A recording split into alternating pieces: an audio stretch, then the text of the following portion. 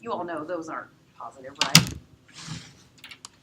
So, so I talked a little bit before about organizational strategies, and like I said, since I supervise and administer our unit, what I do when I bring a new person in is I inform them about the possibility and the symptoms of burnout and secondary trauma. And then I really, really encourage them to do the whole self-awareness thing and to monitor themselves. And I tell them, and I'm going to monitor you too, because it is so crucial to stay on top of this.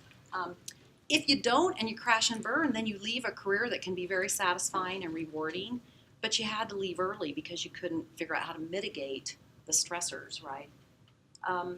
So I watch for my staff to see when they're overwhelmed. You kind of get to know their personalities, and you kind of know when they're overwhelmed. I do, like I said, I frequently monitor their caseloads and their responsibilities and different stuff that they're doing. And then encourage peer support. I allow them to set some boundaries. I allow them to have some freedom in their schedules. We do a lot of continual ed, like I send them away for a week training, which gets them out of the office, and then they're not in, just involved with all the stress. They actually, and it's usually in a nice place, so they get to have some fun. And we tend to brainstorm a lot when problems arise. Like I had a gal that I worked with who was, this is just a funny example, but she had a victim who needed some kind of paper served or something in the jail, and so, or signed or something. And so she was like just working really hard to figure out how to take those papers down there for that victim and get those things served and get those. And I'm like going, you are like so totally too enmeshed in this, There's a way to get those things served and you don't have to go do it. Do you see what I'm saying? That's just a funny example, but she was just like making this such a big problem for herself, and there was an easier way to do that. She didn't have to make it her big problem. Does that make sense? But she couldn't quite see it, and so I said, I think you might need a couple days off, because I could tell that it was getting bigger than it needed to be. Does that make sense? That's one of your signs, is when the little stuff gets big, and then there's a lot of emotion attached to getting that done, and you kind of realize, yeah, they're having a hard time stepping back, right? So vacation time, really, really important. And then a work environment. Heck, I sometimes just go, okay, let's go down to the gym, and we lift weights because there's a little gym in our basement. And sometimes we go down there and get on the elliptical, and we just talk and staff cases while we're on the elliptical. Honestly, any kind of activity you can do that's physical is going to help you, because when you sit there all day long and kind of just feel stress, it's like, negative. Crisis intervention is a huge thing that we do. Every person that we work with is in crisis, and they're in the immediate crisis right now, because we get there, we're first responders, we get there right when it happens. And so I like this concept that the crisis intervention that we do with victims, honestly, you guys, we need to do it with ourselves. So that's why it makes it easier. Just think about what you do with your victims and then do it for yourself. So when I have a victim that I'm working with, the first thing you do is try to identify the needs, right? There's some awareness about what are the needs. Take care of the basic practical and medical needs. Well, on the other side there, advocates need to recognize their own needs and how it impacts their family, and really how your stress level is impacting your relationship, your primary relationship, and your family is probably your best litmus test for if you're functioning okay or not. Because the place that suffers is your family, your health and your family. So we refer victims to resources. That's one of the things we do, because they almost all need counseling because they've been like traumatized to a level that's just crazy off the charts. And so, like, same thing for you. Seek out the resources that can benefit you. Don't do for them what they can do for themselves. And just on the other side, advocate for your own self-needs and recognize your limitations. So you kind of see what I'm getting at here, that the crisis intervention skills that we have and that we learn for working with our clients is actually, you do crisis intervention on yourself, is basically what I'm saying. So, you refer them for a psychiatric consult or for counseling, go get counseling. Help them share their experiences and reactions. That's that's what debriefing is with your colleagues. Debriefing is sharing your reactions and your experience that you had. So I just think it's kind of fun to think about doing crisis intervention on yourself. Debriefing, like I said, is a really important thing. Every officer-involved shooting that we have, they do a debrief. Anytime we all have a really, really bad case, we do a debrief where we all go in. The people that all responded, we go into a room and we have our peer support team who've been trained come in and walk us through a process where we debrief that whole thing. And that's a really good way of, I just call it kind of dumping it in the wastebasket. I mean, otherwise you're still carrying it and you got to dump it somehow. You got to really get rid of it. So what you do is, you share and reconstruct kind of what your response was, the shock, the disbelief. Because just talking about your feelings helps you unload them. You guys all know that feeling, right? Where if you talk to somebody about your feelings, it makes you feel better, right? Well, that's true for us too.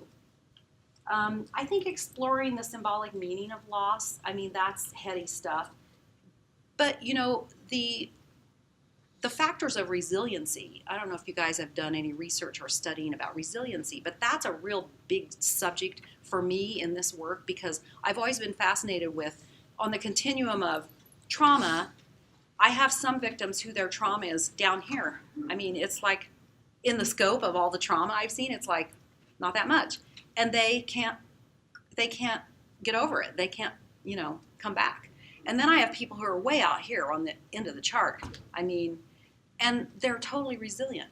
So, you know what I mean? Does that make sense, right? Doesn't that like give you a big old question mark like, I mean, somebody's resilience and their ability to bounce back is not correlated to what happens to them. It's more correlated to the resiliency factors.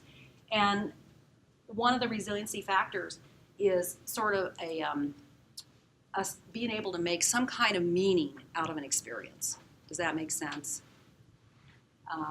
There are other resiliency factors. That's a different topic. But family support system, all those factors are dependent on whether they're going to recover or not. I think it's really important in debriefing, like I told you before with my group, and especially with cops, is to normalize their feelings. And actually, that's one of our crisis intervention components, is when you validate their feelings and you normalize and say, when people have trauma, these are the ways that they feel. There is a sort of a standardized response to trauma that people have.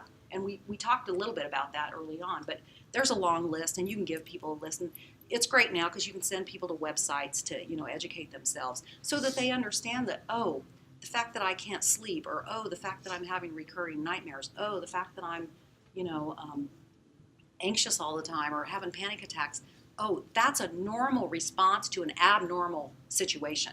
So the thing that happened to you is abnormal, but what you're responding with is actually normal to the thing that happened to you. Does that make sense?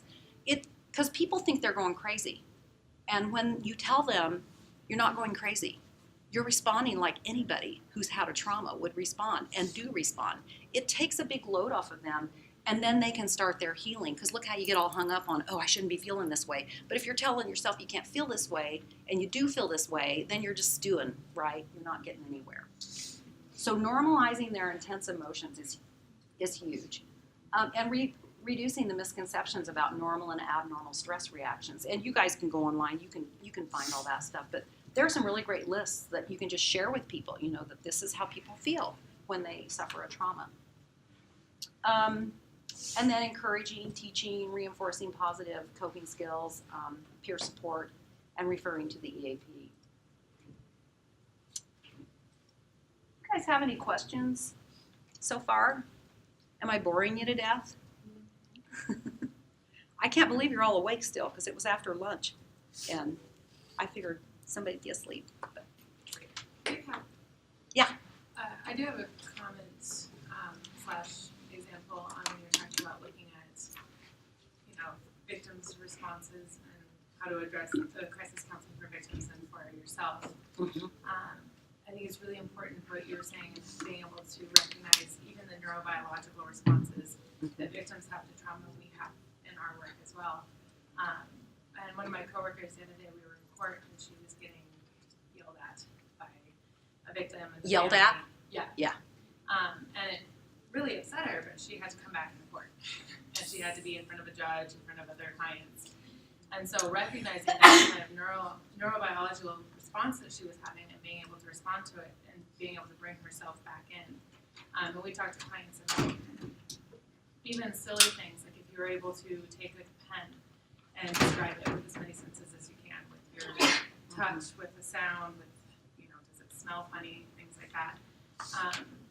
Re-engages her senses in that moment. So even the things that she was able to tell victims kind of brought her back into that normal to be able to keep working. Yeah, that's a good example. It happens to you and you're going, oh my God. I mean, you just don't expect it. And then when it happens, you kind of don't quite know what to do. That's a good example. Thanks. We talked about early on the challenges in rural Idaho, and this doesn't really apply here because we have so many great services and agencies here in Ada County.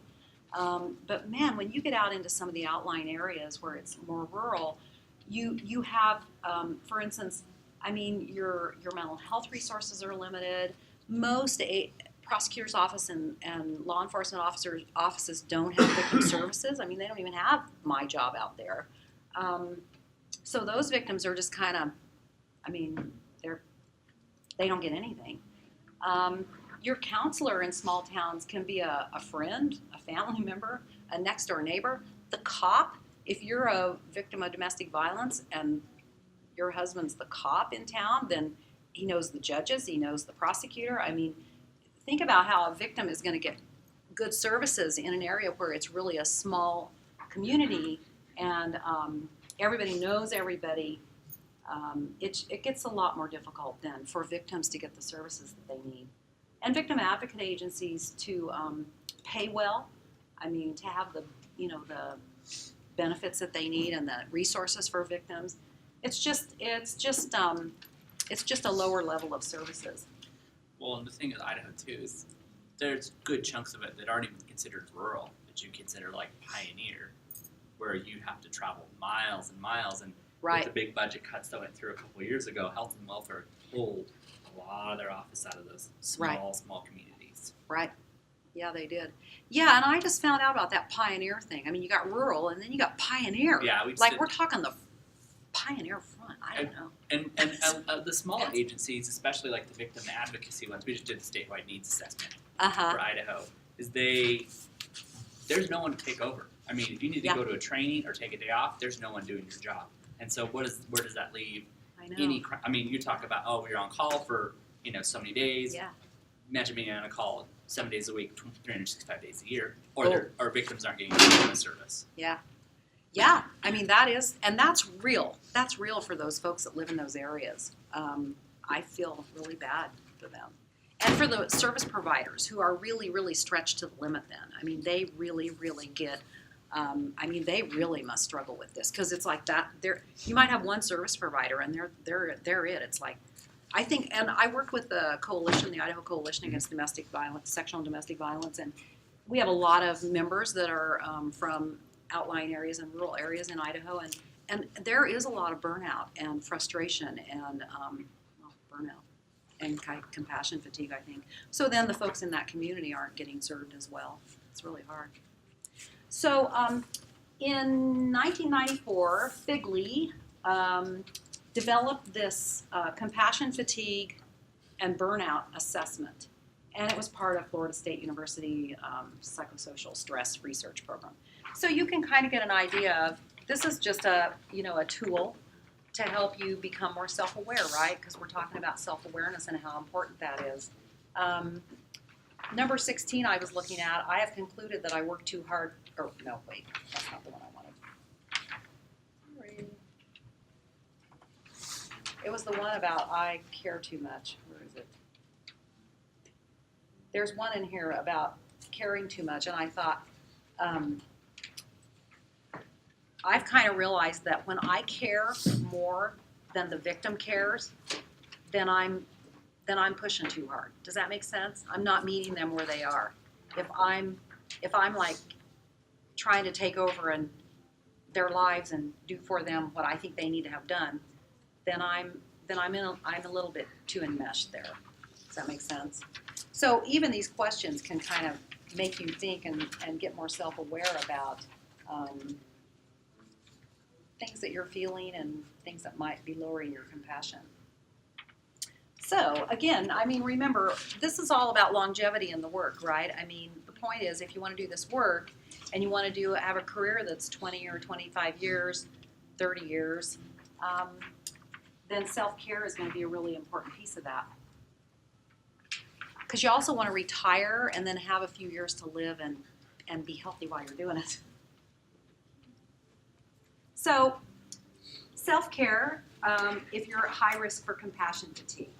So because your compassion is going down, and so the self-care, you got to fill your bucket, right? I mean, your bucket's empty. So how do you do that? And that's different for everybody, but you can, I mean, these are just some ideas and some suggestions. Certainly each of you can pick out the things that fill you. We were talking about art and sort of color and things, creative things that kind of make you feel happy. Pampering yourself, positive outlook. I think gratitude is a huge thing. I think we can get kind of negative in this work because we see so much distressing stuff. And so gratitude, you know, you can't be negative when you're grateful, right? I mean, those two kind of just can't coexist. So I always think gratitude is a little bit of an antidote to depression and to being negative. I think creativity is huge. So if you can find something to be creative at. And then self-care for high risk for burnout. Burnout is when you need to take a break, right? I mean, I eat my lunch at my desk. Big mistake. But I do go down to the club and work out every now and then. So I do try to get away from my desk, but I do eat my lunch at my desk. Take a vacation, leave town for a long weekend. I think attending trainings, like I said, is really good because the other thing is teaching others about your job and doing like a presentation because it reminds you of why you like your job, you know, and I mean, if you're doing your job, hopefully you like it. And if you go to trainings, it sort of gets you excited again about the new research and all that neurobiology stuff is really exciting right now. And there's a lot of new stuff happening with that in our field with trauma. And then setting good boundaries. I think that boundaries is probably the key to every relationship, professionally and personally. So everybody needs a good therapist that knows good boundaries really well. So call your EAP. And then, this guy, I can't remember who he is. He's some kind of philosopher. Anyway, he says, good humor is a tonic for mind and body. It's the best antidote for anxiety and depression. It's a business asset. It attracts and keeps friends. It lightens human burdens. It's the directory to serenity and contentment. I mean, do you all agree that a good laugh is really, really good for you? I mean, y'all know how that feels, right? When you have a really good belly laugh. Oh my God. I mean, I think if you can find a way to laugh, I work with a woman that's like a stand-up comedian, Susan Ledford, and so sometimes I just go get a dose of her because she makes me laugh so hard. And I just, somebody that can make me laugh makes me feel good because guess what happens when you laugh? I mean, and this doesn't use any company resources or money, nothing. I mean, it boosts your immunity, it lowers stress. This is the research on laughing. You know how they're doing all this research now on comedy and laughing? Mentally, it adds joy and zest, and socially, it strengthens relationships, attracts others to you. Because hey, if you're happy, people probably like you a little bit better. You want to be with yourself, and they want to be with you too. I think the breathing and the yoga is big now, and I mean, it is even going into the corporate world. There are lots of books out. You know, the newscaster that wrote his book about breathing. What's his name? Anybody know? Anyway. It's big. So, and Mayo Clinic, I just looked at some research that they did. So even Mayo Clinic is doing research on breathing and yoga. It really, really, really makes a difference, especially, and I can attest to this one because I've started doing deep breathing at work like about 3 times a day because I found that, and I think that's why my blood pressure went up is because I am like shallow breathing all day long because I'm in stress. I mean, just reading a report makes me stressed out. And so, and when you're with a client that's stressed out, you know how you mirror, they've done some studies how you mirror the breathing or the body language of somebody that you're with. And so when somebody is under trauma and stress, the shallow breathing is a big thing that we do, and it's not good for us. So I had a therapist one time that turned me on to this. It's got a name for it, but it's a way to breathe where you just do 4 counts in, and you hold it for 7 counts, and then you take 8 counts out, and then you do 4 to 8 of those 1 to 3 times a day. And I think it really, really, really brings the blood pressure down. So that's just a little helpful hint. And if all else fails, I mean, I'm not saying overeating is good, but Audrey Hepburn said, let's face it, a nice creamy chocolate cake does a lot for a lot of people. And it does for her, and it does for me too. I like creamy chocolate cake. So anyway, that's all I have for you guys. Thank you. Any questions?